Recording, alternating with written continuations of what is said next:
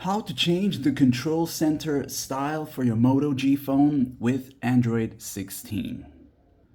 To find and change the control center style of your Moto G phone, go ahead and use a quick access like this here and tap on the settings option right down here. Now once you're in this area here, you're going to look for the part that says home and lock screen, this one here. And as you enter here, you'll see these three options and one of them will be control center.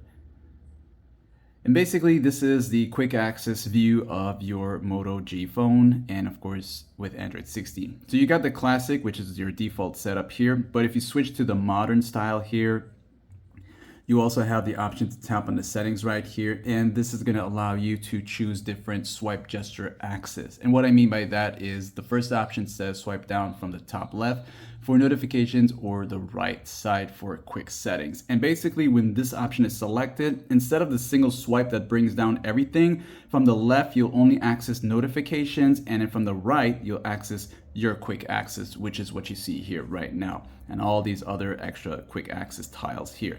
And if you do decide to go with this one here, swipe down from the top right for notifications, it's basically the other way around, okay?